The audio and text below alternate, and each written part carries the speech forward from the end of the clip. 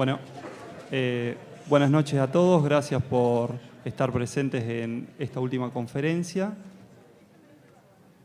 Gracias. En la cual vamos a contar con un invitado extranjero. Tenemos en el panel a miembros de CONAREC y médicos de staff que nos vienen acompañando en estas jornadas, y doctor Ricardo Fernández,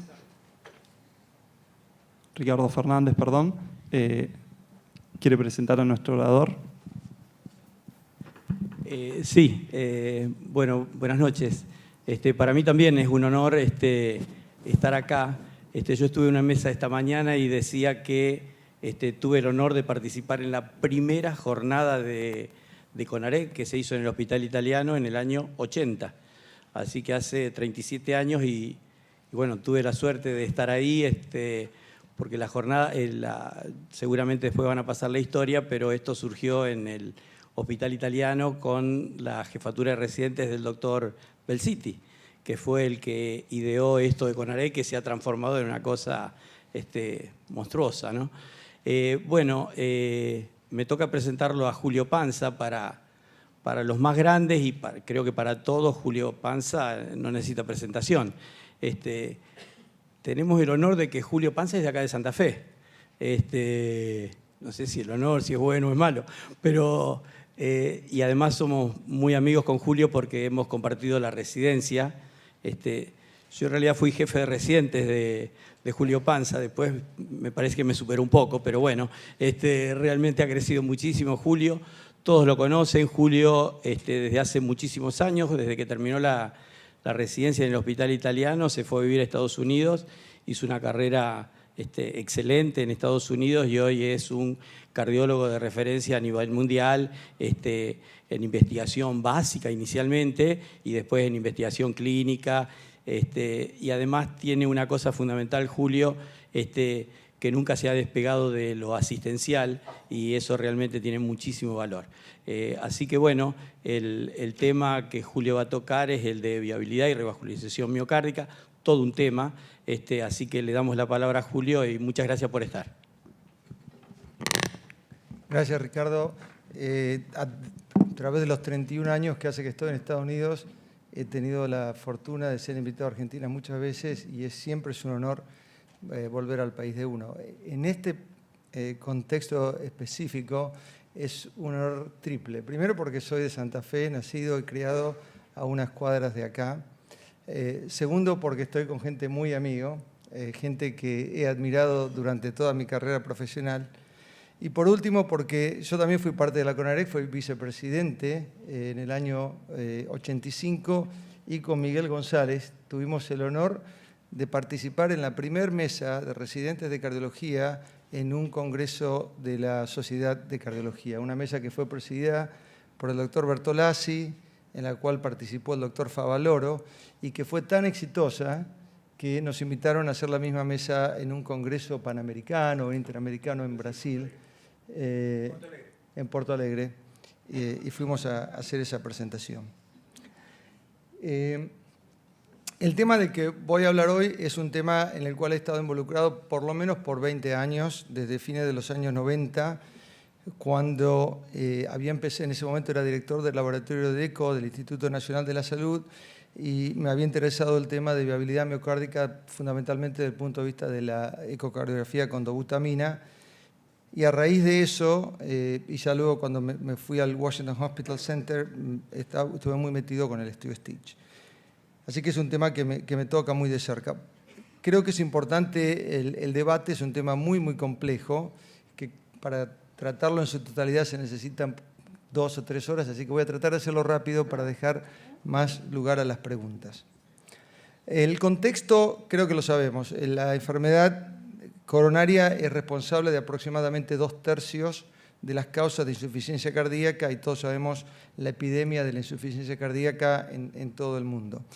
Esto es así no solamente en trabajos de investigación de insuficiencia cardíaca, que es lo que muestra este slide, en el cual 62% de los pacientes incluidos en trabajos de insuficiencia cardíaca fueron de origen isquémico, pero también en registros. Este es un registro ADHERE, que no sé si todos lo conocen. Este fue un registro que se hizo solventado por una compañía que manufacturaba la neciritida. No sé si acá se usa mucho, pero en Estados Unidos en un momento se usó, no hubo muchos trabajos que realmente sustentaban el uso, ahora se usa mucho menos. Pero se hizo este registro de insuficiencia cardíaca que muestra básicamente lo mismo. O sea que más allá de los trabajos de investigación clínica, la enfermedad coronaria es responsable de 2/3 de las causas. Pero lo que es más importante es la mortalidad debida a la enfermedad coronaria. Esto muestra cuál es la curva de sobrevida de pacientes con disfunción ventricular de acuerdo a si la etiología de la disfunción ventricular es de origen isquémico o no, a partir del punto en el cual se hace el diagnóstico de la disfunción ventricular. Y como ustedes ven, la disfunción ventricular debida a la enfermedad coronaria tiene un pronóstico mucho peor. Y ese pronóstico peor se agudiza a medida que pasa el tiempo, de forma tal de que, por ejemplo, al año del diagnóstico de la disfunción ventricular, la sobrevida absoluta tiene una diferencia del 7%, pero a los 5 años la diferencia absoluta es del 17%. Y un número para recordar es el hecho de que 3/4 de la mortalidad de insuficiencia cardíaca están debidos a la enfermedad coronaria. O sea que 2 números para recordar es 2/3 de la causa de insuficiencia cardíaca son debidos a la enfermedad coronaria y 3/4 de la mortalidad por insuficiencia cardíaca está relacionada a la enfermedad coronaria. Obviamente, la miocardiopatía isquémica, a diferencia de otras miocardiopatías, tiene la posibilidad de ser tratada con revascularización. Por lo tanto, es el único contexto de disfunción ventricular en el cual uno tiene el dilema del tratamiento si revascularizar o no revascularizar. Esta pregunta fue la pregunta que llevó al diseño de este trabajo, un trabajo terriblemente complejo que inclusive cambió su diseño en el medio del reclutamiento, porque el reclutamiento fue muy difícil. En principio iba a ser un trabajo con 2.000 pacientes, luego se volvió un trabajo basado en los eventos, de forma tal que se hizo el reclutamiento hasta que se murieron 400 pacientes, para el momento en el cual se habían reclutado 1.200 pacientes, tanto en Europa como en Estados Unidos, y una gran parte de ellos fue en Europa. Los pacientes fueron randomizados, tratamiento médico óptimo solamente o tratamiento médico con revascularización quirúrgica. Un gran debate acerca de si incluir o no la angioplastia, y esto que ya lo podamos discutir después, pero se decidió no incluirla, fundamentalmente por el tema de la revascularización completa o no. Pero ahí tienen algunos de los datos fundamentales. Y yo creo que esto es un dato para recordar. La edad mediana fue de 60 años, es una población relativamente joven. A pesar de la insistencia del Instituto Nacional de la Salud, hubo una representación muy pobre de mujeres. Como de esperar, muchos pacientes tenían infarto previo, una gran proporción, alrededor del 40% tenían diabetes. Una gran proporción tenían síntomas de insuficiencia cardíaca, y ahí tienen los valores medianos de fracción de eyección y de índice de volumen de fin de sístole de ventrículo izquierdo. Y obviamente una gran proporción tenían enfermedad de múltiples vasos y enfermedad proximal de la descendente anterior. Lo que es importante de este trabajo es lo bien que se hizo desde el punto de vista de conducción del trabajo a pesar de su complejidad, de forma tal que no hubo ningún paciente que no haya sido analizado al cabo de 10 años. El trabajo tenía un análisis previsto a los 5 años, que lo voy a mostrar. La mayoría de esos resultados están publicados, y un trabajo extendido hasta 10 años. Solamente los resultados principales han sido publicados y estamos trabajando en el análisis de los subestudios a 10 años. Así que va a ser una mezcla de 5 años con 10 años y yo voy a puntualizar eso. Este sería el slide principal de seguimiento a 5 años. Esto fue publicado en el New England en el año 2011, presentado en el American College de ese mismo año. El punto primario fue la mortalidad de cualquier causa, los endpoints secundarios fueron la mortalidad cardiovascular y la hospitalización por causas cardiovasculares o muerte. Este es el endpoint primario, y como ustedes ven, el valor de PEN no ajustado, que fue cómo se diseñó el estudio, no dio positivo con un valor de P de 0.12 en favor de la cirugía, pero con un entrecruzamiento, como ustedes pueden ver, alrededor de los 2 años, debido al obvio incremento de la mortalidad a 30 días relacionado con el acto quirúrgico. Y para aquellos que les gusta la estadística, cuando uno analiza una curva de Kaplan-Meier como esta, se analiza toda la curva. Entonces, cuando hay un entrecruzamiento de las curvas, como es este caso, la diferencia que puede llegar a ver más tarde en el seguimiento, se disminuye el valor estadístico mucho. El trabajo, como dije, con respecto al endpoint primario se ha seguido a 10 años, esto fue publicado el año pasado, pero quería enfatizar esta curva, que es la curva de la mortalidad de la miocardiopatía isquémica sin revascularización quirúrgica. Y recuerden, la edad mediana es de 60 años. Como ustedes pueden ver, a los 10 años, dos tercios de la población estaban muertos.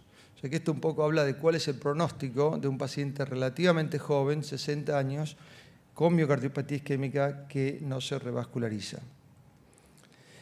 Y a 10 años las curvas continuaron con la misma tendencia, y ahora sí, a los 10 años, obviamente por la acumulación de mayores eventos, dado el mayor tiempo de seguimiento, el valor de P fue altamente significativo a favor de la cirugía. Algunos números para tomar, el número que se necesita para ser tratado fue de 14, que es un número bajo, y desde el punto de vista de cuánto uno, yo creo que este es un punto que se puede usar como discusión cuando uno habla con un paciente. La sobrevida media, o sea, cuando la mortalidad llegó al 50% en ambas curvas, fue 1 año y medio más tarde en los pacientes revascularizados comparados con los no revascularizados. Y creo que este es quizás un argumento que uno puede usar en frente de un paciente. La mortalidad cardiovascular pegó en el palo con respecto al valor de P a los 5 años y fue altamente significativa a los 10 años, con un número para tratar de 11, o sea, aún más bajo que la mortalidad global. Y esto es un punto que vamos a volver a tocar hacia el final cuando hablemos de la importancia de la edad. Obviamente, cuando uno habla de un paciente con miocardiopatía isquémica, y creo que este es un concepto muy importante, son pacientes terriblemente complejos. Complejos por un montón de cosas, por un montón de causas. Causas cardiovasculares de complejidad y causas no cardiovasculares. Entonces es importante tratar de discernir cuáles son los pacientes que realmente se benefician con la cirugía versus pacientes que no tienen el mismo beneficio. Y estos son algunos de los factores, definitivamente son los factores que habíamos predeterminado para el análisis, que era la extensión anatómica de la enfermedad, la viabilidad, la presencia de isquemia y la edad y las comorbilidades. Vamos a hablar de la viabilidad, es el título de la charla. Este es un metaanálisis que supongo que lo conocen, publicado ya hace 15 años, que se viralizó.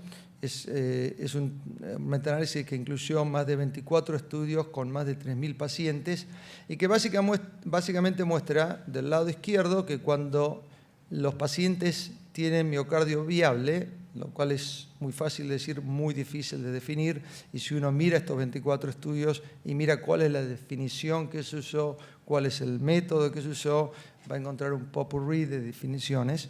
Pero básicamente, si vemos las curvas, las barras de la izquierda, los pacientes viables que fueron tratados con revascularización, que es la barra color rojo, la mortalidad es mucho más baja que los pacientes con miocardio viable que no fueron revascularizados. Mientras que del lado derecho, los pacientes sin miocardio viable no tuvieron esa diferencia con respecto al tratamiento, y esto fue usado por muchos años como dogma para decir que el beneficio de la cirugía estaba circunscripto solamente a los pacientes que tienen miocardio viable. Obviamente estos fueron todos estudios retrospectivos en los cuales la decisión para mandar al paciente a la cirugía fue determinada por el médico tratante, o sea, no hubo randomización.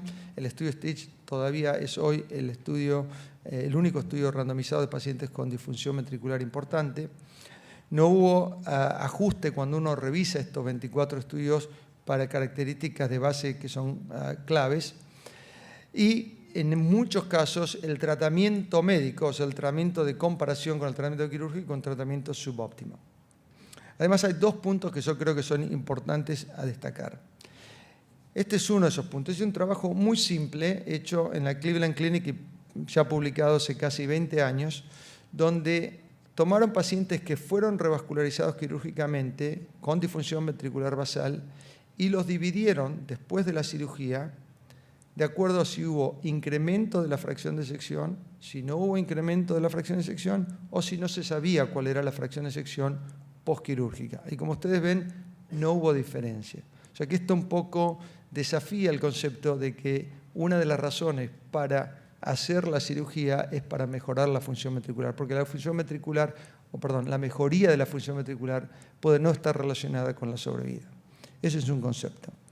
El otro concepto es el tema de hasta qué punto la viabilidad predice la mejoría de la función ventricular solamente con la cirugía. Este es un trabajo también ahora muy famoso.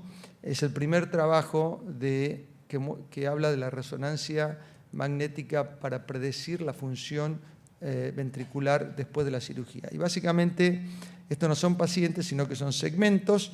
Lo que muestra es que cuando no hay hyperenhancement, cuando no hay aumento con el contraste, las probabilidades de mejoría de la contracción de ese segmento son muy altas. Mientras que si nos vamos al otro extremo, cuando hay mayor de 76% de delayed enhancement, no hay posibilidad de recuperación.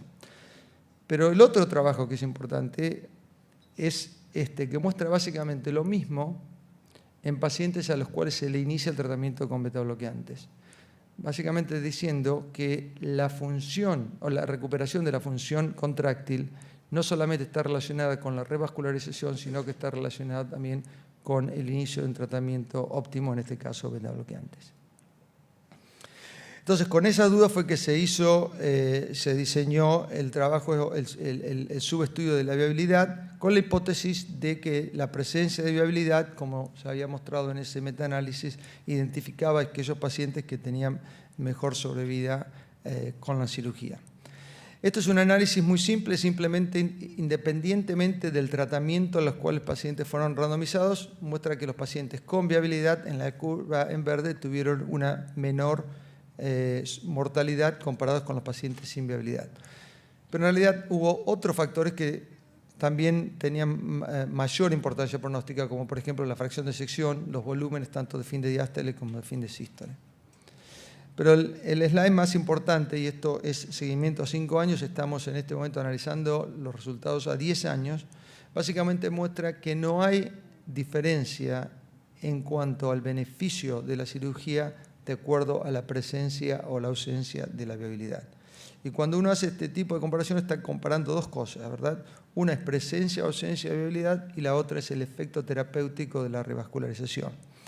Y estadísticamente lo que uno busca es si hay un valor de P con respecto a la interacción entre esos dos factores y como ustedes ven el valor de P es muy lejano a la diferencia significativa con un valor de P de 0.53.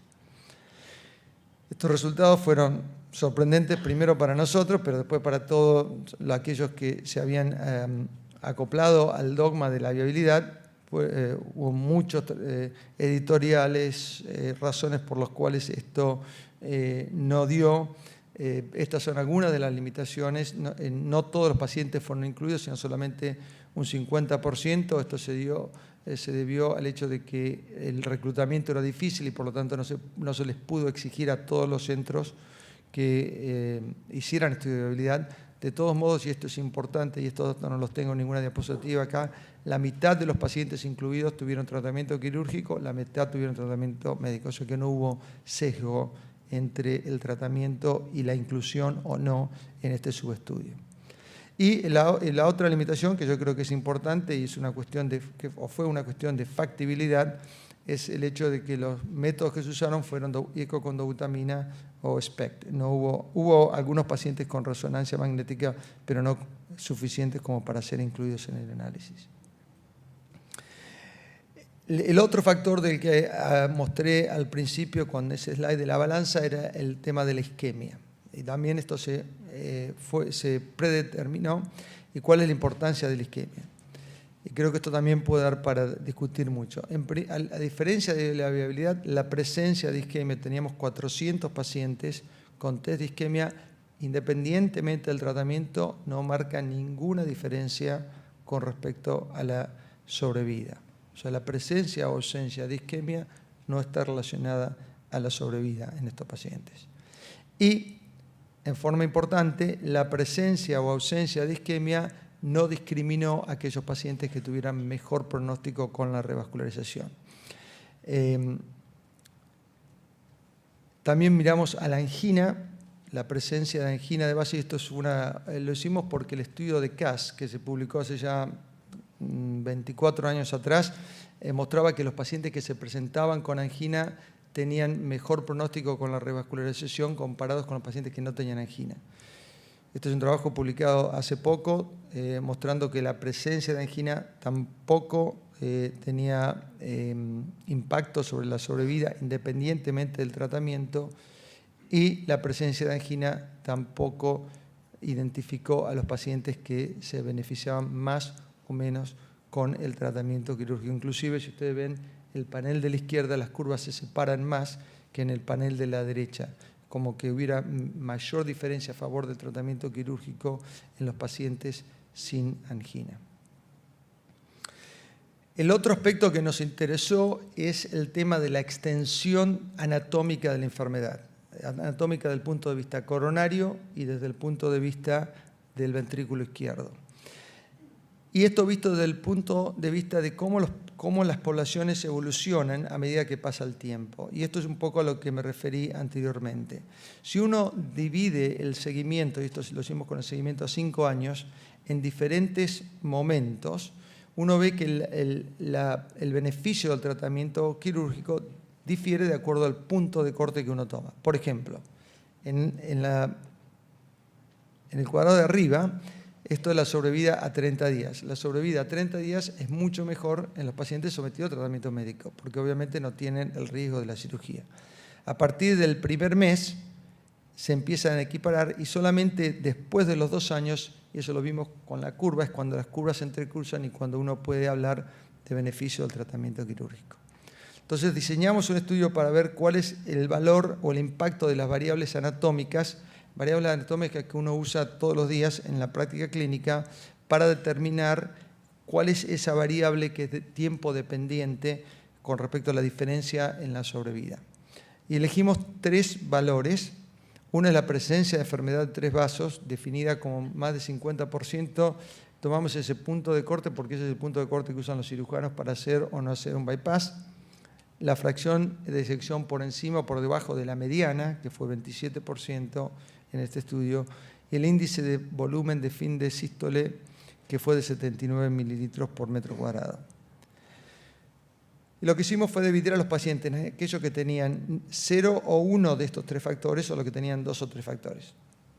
Esto, como en todos los estudios que hicimos el mismo tipo de análisis. Estos son los resultados independientemente del tratamiento. Y como ustedes pueden ver, si hay 2 o 3 factores, y esto es totalmente esperable, la mortalidad es mucho mayor que si no hay ninguno o que si hay ninguno o uno de ellos. Pero, a diferencia de lo que vimos con isquemia y lo que vimos con viabilidad, la extensión anatómica de la enfermedad sí discriminó los pacientes que más se beneficiaban con la cirugía. Y lo que ven acá, este es un slide un poco complejo, por eso quiero detenerme un poco, es que en el panel superior están los pacientes que tienen 2 o 3 de estos factores pronósticos. Ustedes ven que hay una diferencia muy importante a favor del tratamiento quirúrgico, mientras que en los pacientes que tienen 0 a 1 no hay diferencia, y ya que hablamos del valor de P de interacción con un valor de P significativo. Con un entrecruzamiento inclusive anterior al entrecruzamiento de la población general, con un entrecruzamiento de entre 6 a 9 meses. Cuando miramos esa variable tiempo dependiente, vemos, número 1, que la presencia de 2 o 3 factores no aumenta la mortalidad quirúrgica. Ustedes pueden ver que el tratamiento médico es mejor a los 30 días, pero que no hay una diferencia importante entre los pacientes con 2 o 3 pronósticos, o factores pronósticos o 1. Pero lo que ocurre es que en estos pacientes de 2 o 3 pronósticos, o sea que tienen mayor extensión de la enfermedad, a medida que pasa el tiempo, se benefician más y más con la cirugía. Mientras que en los pacientes que no tienen ninguno de estos factores o solamente uno, nunca llegan a demostrar beneficio con la revascularización quirúrgica. Estos resultados no son tan locos y en realidad fueron muy similares a los del estudio COURAGE, donde en esta publicación dividieron a los pacientes de acuerdo al índice de isquemia, por un lado, y al índice de extensión de enfermedad coronaria. Y el índice de isquemia, que es el porcentaje de miocardio isquémico que está en el panel de la derecha, ustedes ven que las 3 curvas son muy similares, mientras que el índice de extensión de la enfermedad coronaria sí predijo los pacientes que mayor beneficio tuvieron con la revascularización. Como ustedes saben, esto no fue revascularización quirúrgica. Nosotros propusimos un algoritmo en el cual, después obviamente de optimizar el tratamiento médico, considerar estos 3 factores, y el asterisco en esos números fue para indicar que esos fueron números no arbitrarios, pero que están solamente aplicados a la población que nosotros estudiamos. Y que cuando hay 2 o 3 de estos factores presentes es cuando se debe considerar la revascularización de forma más importante. Esto creo que también es un punto en discusión, es cuál es realmente el mecanismo de beneficio de la revascularización. Creo que uno puede tratar de intuir eso a partir de un estudio que se hizo sobre el modo de muerte. Y el modo de muerte más impactado por la revascularización no fue la insuficiencia cardíaca, sino fue la muerte por infarto de miocardio. Y esto, si quieren, lo podemos discutir más. El otro tema importante es el tema de la edad y la comorbilidad, fundamentalmente de la edad. En general no me gusta presentar estos slides que tienen muchos números, pero creo que esta es una excepción que vale la pena. Como ustedes pueden ver, en este caso las edades están divididas en cuartilos, con el cuartilo de edad más joven hacia la izquierda, el cuartilo de edad más vieja hacia la derecha. En la línea que está en celeste, ustedes ven la mortalidad, cómo aumenta a partir de la edad. Una cosa totalmente intuitiva. La mortalidad es mucho menor cuando el paciente es más joven. Ninguna sorpresa ahí. Pero lo que es interesante es que la mortalidad cardiovascular no está afectada por la edad. ¿Bien? Ustedes ven que la diferencia prácticamente no existe en enfermedad cardiovascular de acuerdo a la edad, 42, 45, 47, 46. Pero lo que sí cambia es la mortalidad no cardiovascular, del 5 o 6% en los pacientes más jóvenes a más del 20% en los pacientes más viejos. Esto es un factor muy importante a tener en cuenta. Y cuando uno compara cuál es la relación entre la edad y el beneficio del tratamiento médico, el tratamiento quirúrgico, perdón, ustedes ven que la mortalidad, la línea azul, está siempre por debajo de la línea roja y no hay interacción.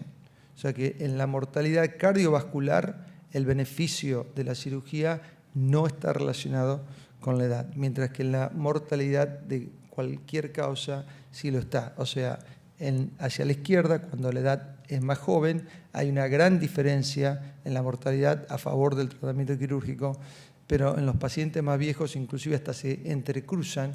Uno podría llegar a decir, aunque obviamente hay muy pocos pacientes, con esta edad de que el tratamiento quirúrgico es peor.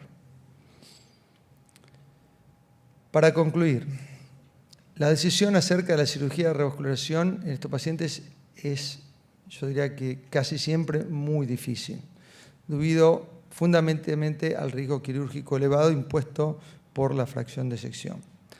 Los resultados de este trabajo sugieren un beneficio del bypass coronario y los test funcionales, tanto de viabilidad de isquemia, no mostraron un valor discriminativo útil para la selección de pacientes, mientras que la severidad anatómica de la enfermedad coronaria y del ventrículo izquierdo, junto con la edad y las enfermedades comórbidas, aparecen como los factores más determinantes del beneficio de la revascularización y creo que ellos son los más importantes para tener en cuenta.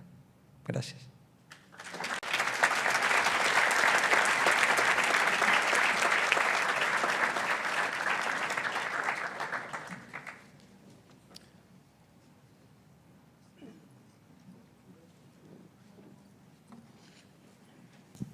No sé si hay preguntas o comentarios del auditorio o del panel.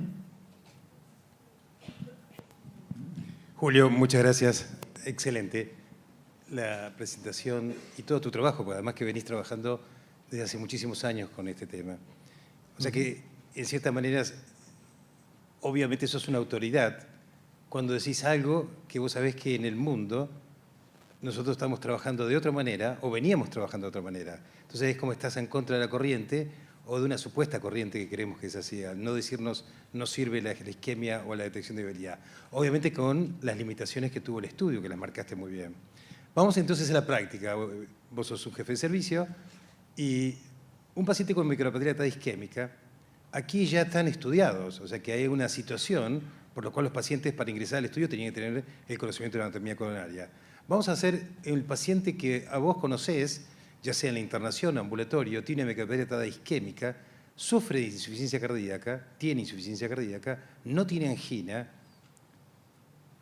y sabés que es de origen isquémico porque ha tenido un infarto. En el planteo tuyo de orden práctico todos los días, a ese paciente vos no establecés un pedido de isquemia, no establecés una resonancia magnética quizás como uno de los mejores métodos para evaluar, por lo menos, no sé si viabilidad, porque la definición de viabilidad, muerto o vivo, digamos. ¿Está necrótico total o no está necrótico total? ¿Tiene realce tardío o no tiene realce tardío? O sea, ¿no le pedís, antes de pedir un cateterismo a estos pacientes para decidir después el cateterismo y la recuperación? Okay.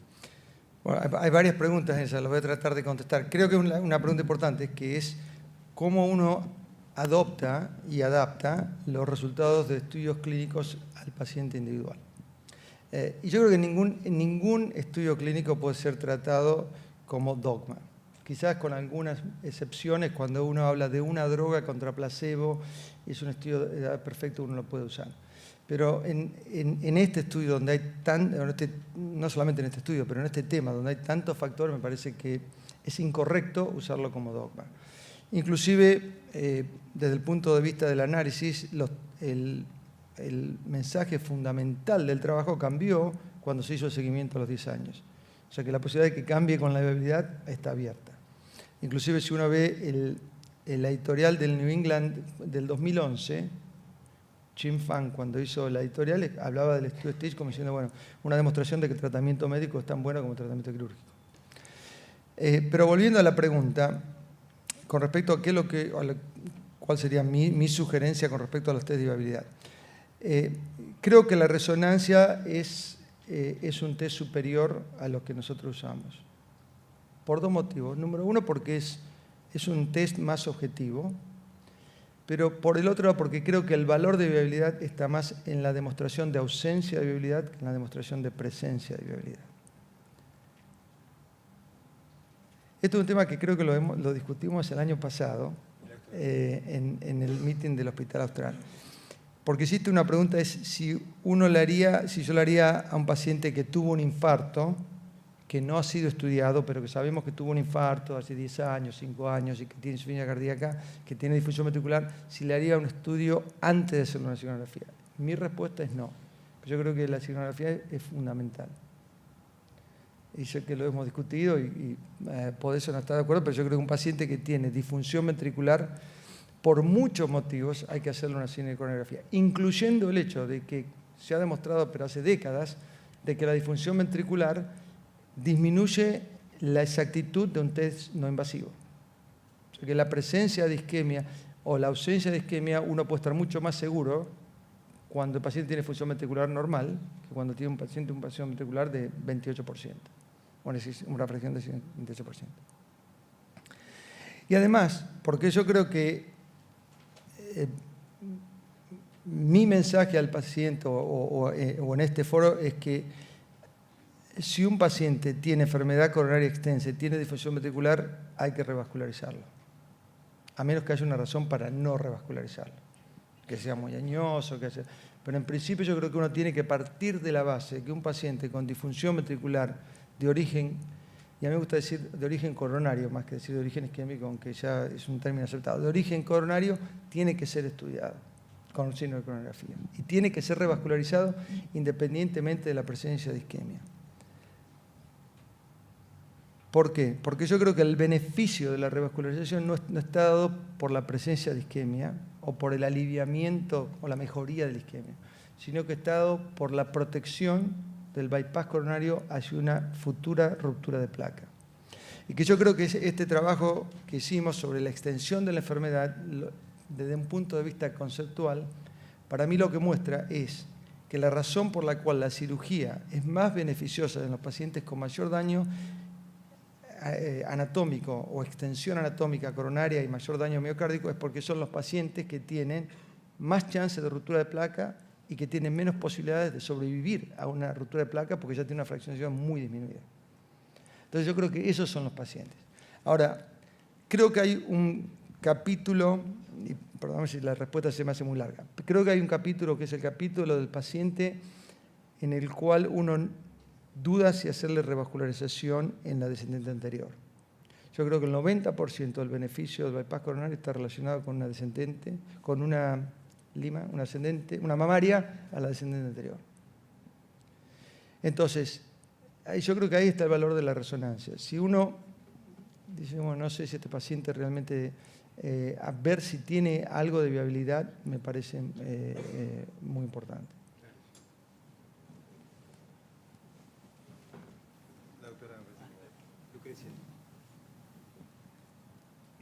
¿Qué tal, doctor? Le quisiera hacer dos preguntas simples. Una respecto al concepto de isquemia miocárdica inducible, que fue un concepto que diferenció de viabilidad miocárdica en su último trabajo publicado en JACC, que llamativamente diferencia el subestudio de viabilidad del Stitch. La presencia de isquemia miocárdica inducible, evaluada por SPECT o ECOS-3, no fue un factor pronóstico de buena evolución a largo plazo. La primera pregunta es por qué cree que esto no fue así en comparación a la viabilidad miocárdica. Y la segunda pregunta es si están analizando su evolución a 10 años, si es que las curvas se separan. Y la segunda pregunta, que es diferente a esto, ¿cuál cree que es el futuro, la perspectiva de las nuevas técnicas de revascularización como la angioplastia en estos pacientes con disfunción ventricular severa, enfermedad de múltiples vasos, en presencia o ausencia de viabilidad miocárdica? La primera pregunta, ¿por qué no hubo una diferenciación pronóstica con la isquemia, pero sí la hubo con la viabilidad, independientemente del tratamiento? Eso fue lo que mostré. Yo creo porque la viabilidad está más relacionada con la extensión del daño miocárdico que la isquemia. Esa es mi explicación. Y como mostré en el estudio Courage, es una cosa similar. O sea, que en realidad también es diferente de muchos estudios retrospectivos, los estudios me olvidé el nombre, Rory Hachmovich, que muestra que hay una relación entre la extensión de la isquemia y no solamente la sobrevida o los eventos, pero también el beneficio de la revascularización, no solamente con cirugía, sino con angioplastia. Yo a través de los años he desarrollado un concepto más nihilista acerca de la importancia de la isquemia inducida, como factor determinante. Con respecto a la otra pregunta, al rol de la angioplastia en los pacientes con difusión ventricular. Una de las razones por la cual, hubo varias razones por las cuales no se incluyó la angioplastia en Stitch, pero una de las razones fue porque sabíamos que la técnica iba a evolucionar. Que por el momento que el estudio se fuera a presentar, ya va a haber stents, o sea, si hubiéramos hecho una rama de angioplastia en Stitch, los stents que se hubieran usado en ese momento eran inclusive sin drogas. Yo creo que tiene valor, pero creo que está relacionado con el paciente. En general, o sea, en cada caso individual, en general como una regla, digamos, a quebrar de acuerdo a los casos individuales, yo creo que la efectividad de la angioplastia no es la misma que la cirugía. Por una razón, y creo que esto no solamente está aplicado a la disfunción ventricular, aunque también abarca la disfunción ventricular, por una razón muy simple. La angioplastia se hace sobre un segmento limitado del vaso. mientras que la cirugía provee una protección más global hacia el árbol coronario. ¿Okay? Y hay muchos estudios conceptuales que sustentan el concepto de que cuando uno hace una angioplastia, además del hecho que la angioplastia jamás demostró que previene el infarto ni que mejora la sobrevida, excepto, obviamente, yo siempre digo que cuando uno habla de enfermedad coronaria tiene que dividir las aguas de entrada entre enfermedad coronaria estable, estamos hablando de enfermedad coronaria estable. Yo defino los stents como los andamios para la me sale en inglés, pero no sé, como los andamios para la cicatrización de la placa. Yo creo que un stent para mí es un andamio para la cicatrización de la placa, una vez que la placa se rompió. Obviamente mejoran los síntomas, si un paciente tiene isquemia con dolor y tiene una lesión del 95%, pero a largo plazo creo que el valor de la cirugía es mayor por eso. Sí, vamos a tratar de profundizar un poco más el tema. Yo soy cardiólogo intervencionista y como usted lo demostró, hay un riesgo inicial de la cirugía. Hay un exceso de mortalidad cada vez que asignamos al paciente al tratamiento quirúrgico, hablando de pacientes que tienen insuficiencia cardíaca. Y por otro lado hay una realidad. Nosotros recibimos muchos pacientes que los cirujanos no quieren operar porque tienen insuficiencia cardíaca y porque tienen disfunción ventricular izquierda. Y por otro lado tenemos mucha evidencia que cuando la complejidad anatómica, porque podemos tener pacientes con muy mal ventrículo, pero con poca complejidad anatómica, con un syntax bajo, donde sabemos que nosotros podemos ofrecerle al paciente con los stents de nueva generación resultados a largo plazo comparables con la cirugía.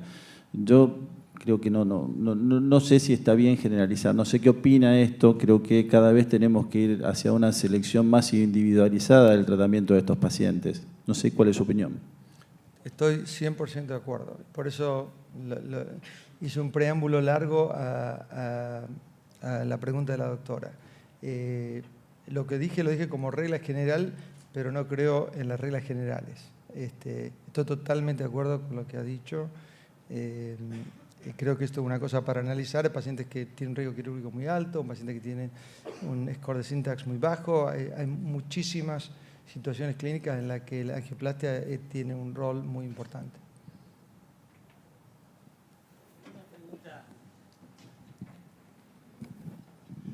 Seguramente no sé si tiene respuesta, pero ¿por qué crees, Julio, que a pesar de que la evidencia es buena del Stitch, etcétera, la comunidad cardiológica sigue haciendo lo previo? ¿Sigue haciendo? Lo previo, sigue pidiendo viabilidad, digamos, seguimos pensando con los metaanálisis de hace 20 años, porque realmente en los pases de sala, en las discusiones, etcétera, siempre el tema de viabilidad, etcétera, predomina en la decisión. Creo que hay varias respuestas posibles. Te voy a dar una, y que creo que es aplicable Stitch y que es un concepto para tener. Hay estudios que lamentablemente se hacen demasiado tarde. ¿Bien? Por ejemplo, y no tengo ningún conflicto de intereses, pero por ejemplo, entre esto. Es una droga que no se usaba, no se conocía hasta que se hizo el estudio. Entonces la droga aparece después de que el estudio se hace. En el caso de Stitch, uno tuvo que vivir y tratar pacientes mucho antes de que aparezca el estudio. Pacientes como ese, mucho antes de que aparezca el estudio. Entonces uno desarrolla su propio sesgo.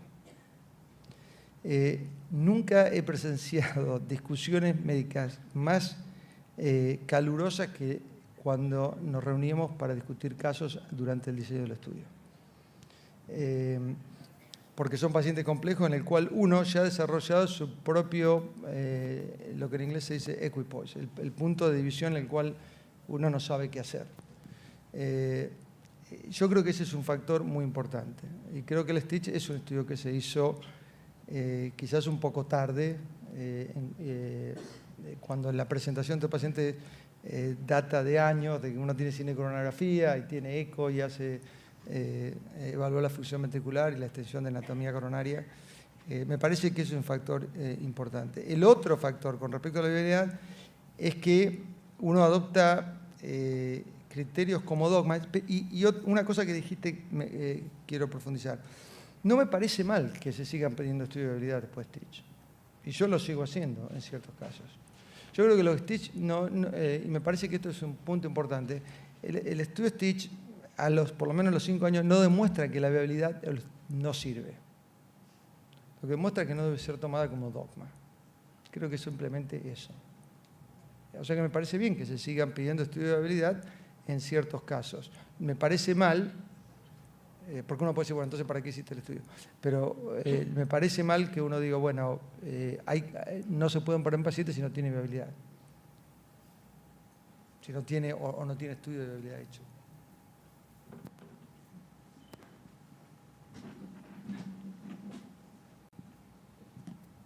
Julio, yo hace años que recupero, llevo 25 años y siempre he escuchado con atención de la gente que sabe viabilidad, muchísimo más que yo, y siempre he visto que con la viabilidad no se discute la viabilidad vascular. Y yo la sensación que tengo hace mucho tiempo que los que salen de bomba son los que tienen buenos lechos vasculares. Y la viabilidad, que es un tema apasionante, no me responde a mí en el postoperatorio, porque la mortalidad para mí tiene que ver con los lechos vasculares que vos tengas. Es decir, salen de bombas mucho más los que tienen buenos lechos. Nosotros en el hospital, cada vez que hay un corazón de este tipo, discutimos mucho y nos acercamos a una mortalidad en estos pacientes del 5%, pero la conseguimos con la cirugía sin bomba. Nosotros no nos animamos muchas veces a meter a este paciente en bomba. No sé qué hace el resto del país, pero a nosotros el 5% de mortalidad, con mucho esfuerzo lo conseguimos con la cirugía off-pump, que no hay clampeo, no hay dificultad en la salida de bomba. Y yo la pregunta que te quería hacer, aprovechándote, es cómo ves esta opción en lugares donde no tenemos la asistencia o la asistencia es un recurso económico que para muchos centros es inalcanzable. Bueno, esto es un tema muy interesante, es un tema que se ha discutido y se ha publicado. Los trabajos muestran que no hay diferencia, ¿verdad? Inclusive que desde el punto de vista de la revascularización es más completa cuando uno la hace con bomba. Creo que un poco similar a lo que dije antes, uno desarrolla su propio sesgo. Mis sesgos, fundamentalmente por los lugares donde he trabajado, que han sido solamente 3, siempre he trabajado con cirujanos que trabajan con bomba y con un sesgo contrario a hacer off-pump. Sobre todo en estos pacientes, en el cual es muy difícil pensar que el paciente va a tener más de una chance quirúrgica. Entonces la revascularización completa es fundamental. O sea, dejar un paciente de estos sin revascularización de ciertos lechos me parece no correcto. Los cirujanos con los que yo trabajo, que se adhieren a los resultados que salieron, que supongo que lo habrás visto, ellos dicen que no cambia la mortalidad, ¿de acuerdo? Y yo creo que uno tiene que confiar mucho en el cirujano, sobre todo en estos pacientes. Y volviendo a lo que decías antes, o sea, el tema de la viabilidad del lecho vascular, creo que uno tiene que confiar ciegamente en el cirujano, porque el cirujano es el único que en forma rutinaria ve la coronariografía y ve el corazón del paciente. Entonces yo, cuando discuto un paciente de este tipo con el cirujano, le creo a los cirujanos porque como le creo a un reumatólogo cuando discuto algo de reumatología, porque no me parece que yo esté capacitado para decir este vaso no se va a poder revascularizar.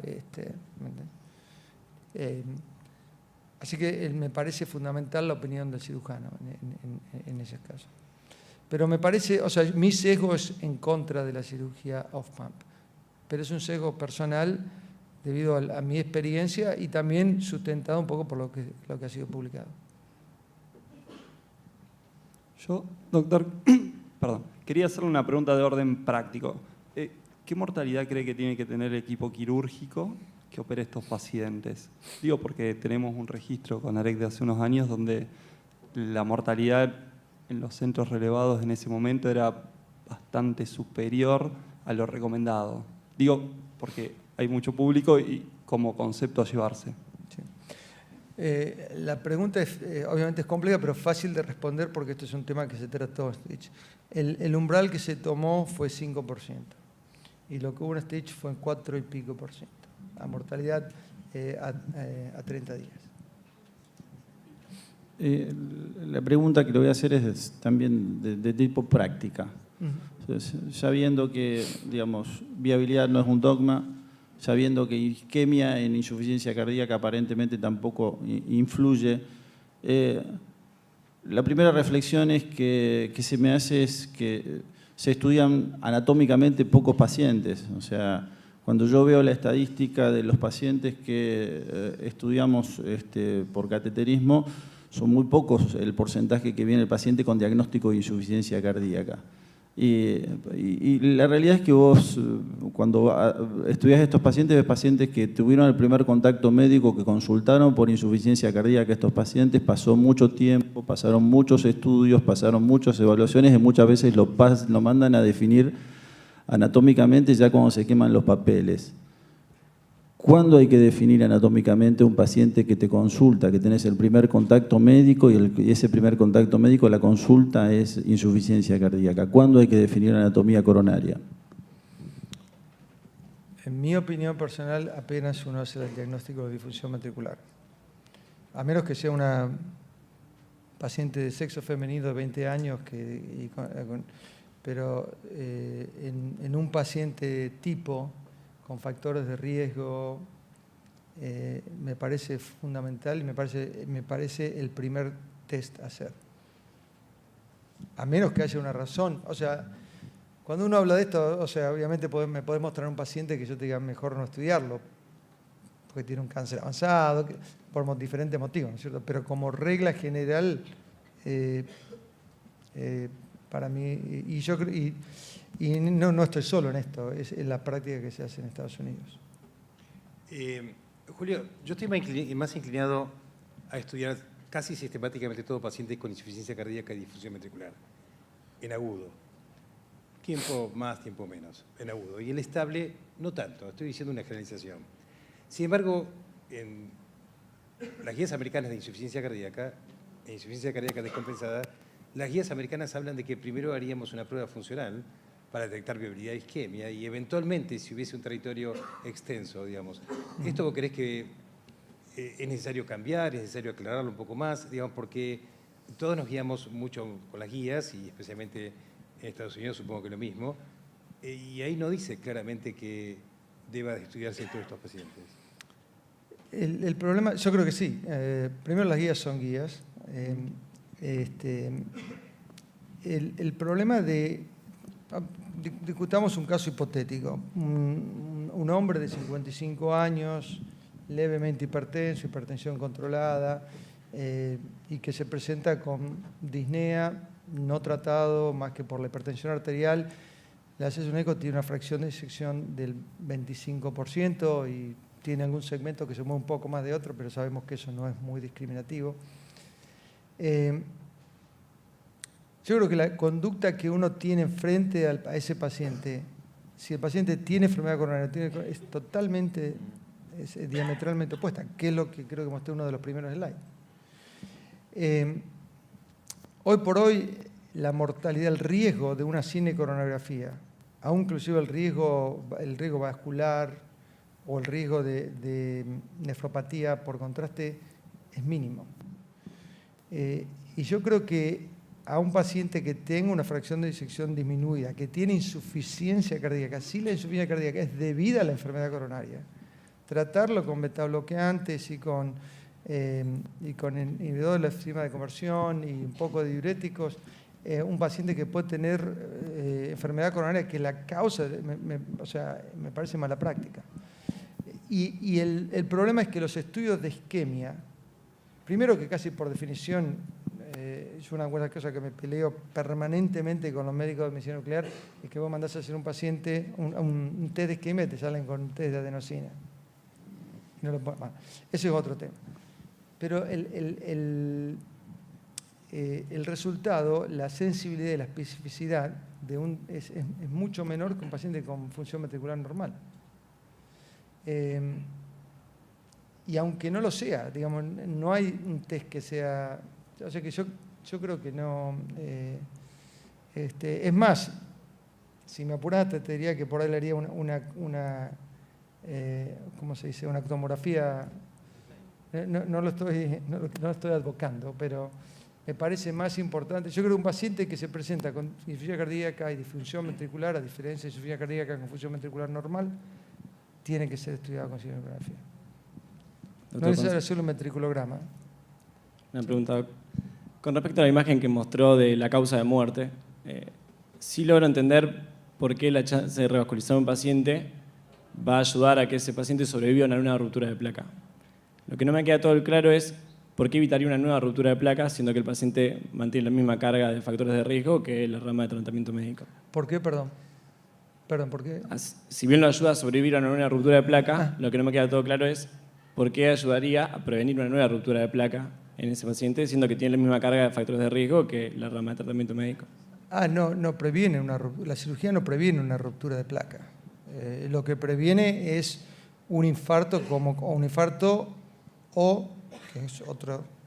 infarto mayor o de mayor magnitud cuando hay una ruptura de placa.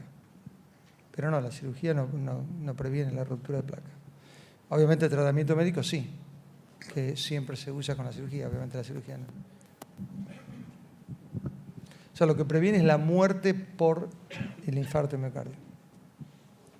Hola, doctor. Mi nombre es Manuel Escatularo, soy parte del comité científico. Quería hacer una pregunta y una reflexión. Una pregunta más que nada por el estudio que mostró, bueno, el Stitch, que lo explayó en su charla, que en realidad evalúa isquemia y no isquemia en el subestudio que se realizó, sí tenía resultados en cuanto a la mortalidad, que ya demostró que no.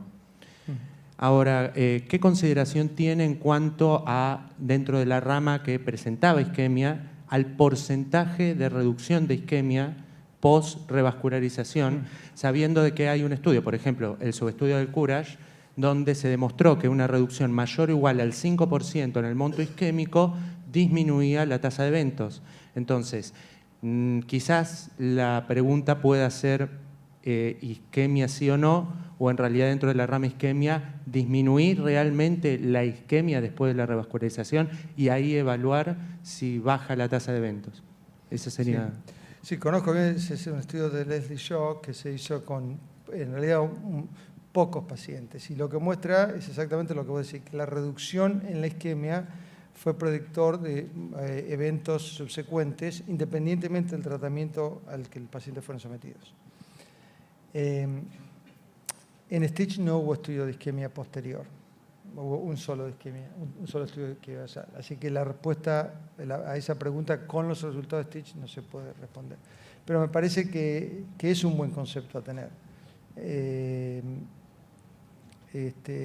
Inclusive uno se puede preguntar con la revascularización quirúrgica si hay infarto postoperatorio y desaparece la isquemia, ¿es debido a que desaparece la isquemia o es debido a que la isquemia se ha vuelto un infarto postoperatorio?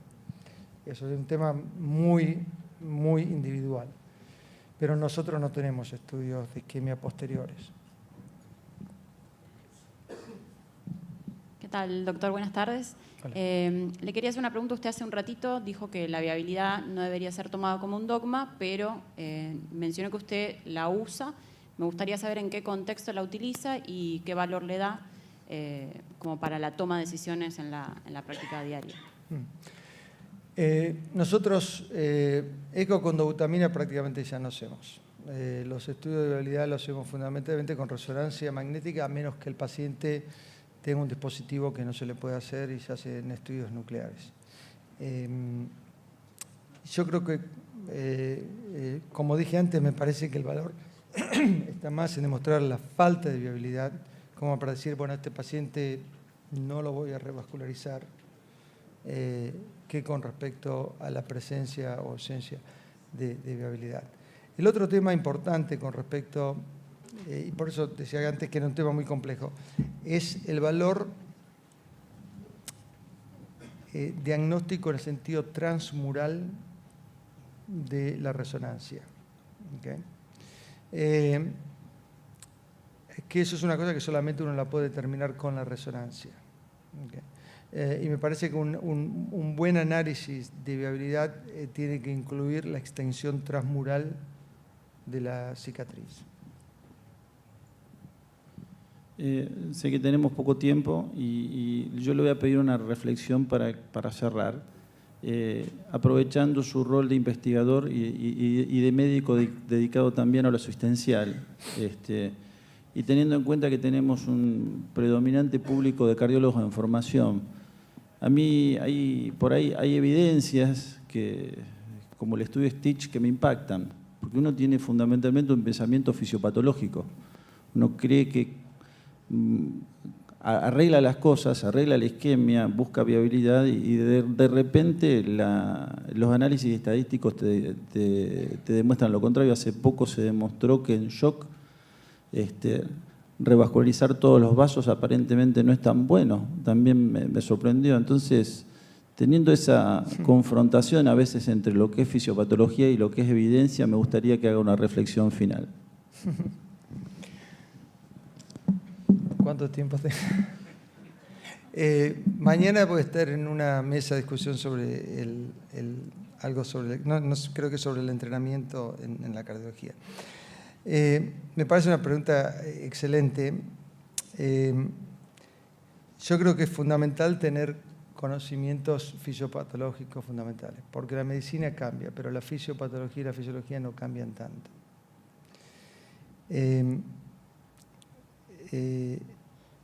Yo fui director de un programa de fellowship por 7 años y le decía a los fellows que la mitad de lo que le decimos es incorrecto, pero no sabemos cuál es esa mitad. Y siempre tomaba como ejemplo aritmético el tratamiento triple del infarto de miocardio cuando Ricardo, Miguel y yo éramos residentes, que era beta bloqueantes, nitratos y bloqueantes cálcicos. Y uno hace una aritmética, en ese momento no había ningún estudio randomizado, no había aspirina, la aspirina no era, estamos hablando del principio de los años 80, no era tratamiento del infarto. Los beta-bloqueantes posteriormente se definieron como beneficiosos.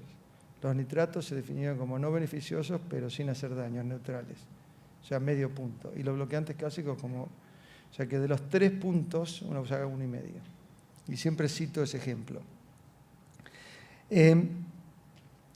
Creo que el tema de cómo uno usa los resultados de estudios clínicos en la medicina es un tema fundamental.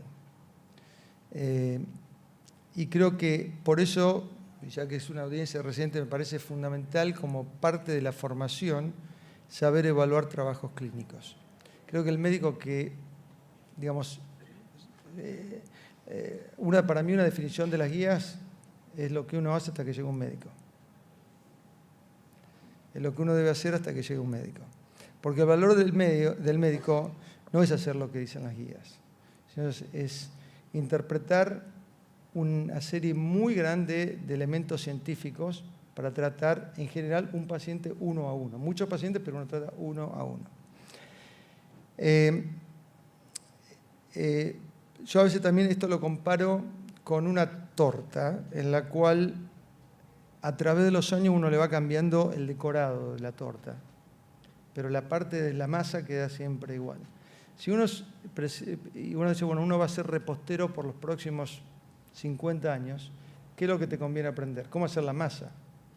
Porque el decorado de la torta va a ir cambiando. Entonces lo que vos aprendés lo tenés que aprender, porque tenés que hacer una torta todos los días, tenés que tratar a un paciente todos los días.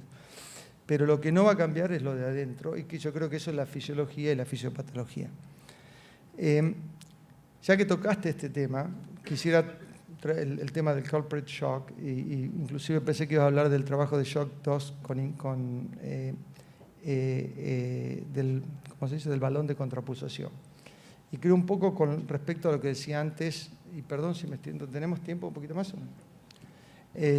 Con respecto al tema de los trabajos que se hacen demasiado tarde. Voy a hacer recuperación. Los que están en unidad coronaria, Si uno lee la literatura médica y te llega un paciente con infarto, con shock, no le tenés que poner balón de contrapulsación. ¿Sí va? Pero, ¿quién que hace unidad coronaria no le pone un balón de contrapulsación a un paciente en shock? O sea, hay pacientes que están pasados de balón, uno puede ser, ¿se usa el Impela acá? El Impela, bueno, el Impela, un ECMO, pero uno piensa en un balón de contrapulsación. ¿Por qué? O sea, ¿por qué? O la otra pregunta, que es la misma pregunta invertida, ¿por qué los trabajos esos no dieron? Yo creo que está relacionado un poco con lo que decía antes, porque los trabajos se hicieron demasiado tarde. Y uno tiene que un poco entender, y yo creo que esa es la función de la gente que tiene canas, y que sabe cómo se enrola en estos estudios. Y yo creo que los pacientes que fueron enrolados en esos estudios son los pacientes en los cuales el médico tratante tenía dudas de si yo a este paciente le debo o no colocar un balón. Entonces yo creo que si uno toma eso como base conceptual, la conclusión para mí del estudio es que si vos tenés dudas de si hay que poner un balón de contrapulsación, no se lo pongas. Pero los pacientes que llegaron en shock a los centros que participaron de ese estudio y que fueron vistos por médicos que no les cupo en la cabeza de que el balón era beneficioso, esos pacientes no fueron estudiados. Porque esos pacientes, el médico tratante decidió no randomizarlos. Yo creo que este es un concepto fundamental, no el único, pero el concepto fundamental a tener en cuenta cuando uno interpreta el resultado de trabajos clínicos para después adoptarlo al paciente número 1, al paciente número 2, al paciente número 3. Y yo creo que esa es la razón. Ahora, uno dice, bueno, ¿para qué entonces hacemos estudios? Por eso yo creo que la función del médico es interpretar todo eso, ponerlo en la coctelera y que salga la mejor recomendación para el paciente que tenés enfrente tuyo. Y como sabemos, además, de todos los pacientes que uno ve, no me acuerdo exactamente el porcentaje, pero sé que es menos del 20%, son pacientes que reúnen todos los criterios de inclusión y ninguno de los criterios de exclusión. O sea que el 80, 90% de los pacientes que ve no entra en ningún estudio. Y eso uno lo ve todos los días. Sí, este paciente se parece a un paciente stage. Sí, pero la fracción de decisión es del 38, no del 35. O una cosa o la otra. Entonces yo creo que el buen médico, el médico no es un científico, definitivamente no es un artista. No hay cosa que me irrite más cuando diga que la medicina es un arte y una ciencia.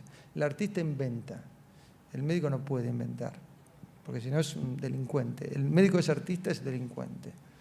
El médico no es ni artista ni científico, sino que es una persona que adopta un montón de elementos, muchos de la ciencia, algunos de las estadísticas, otros de la filosofía, para tratar de llegar a la mejor decisión que le parece con respecto a un paciente. No sé, disculpame si se me hizo la respuesta, pero... No, excelente. Bueno, muchísimas gracias, doctor, por su disertación.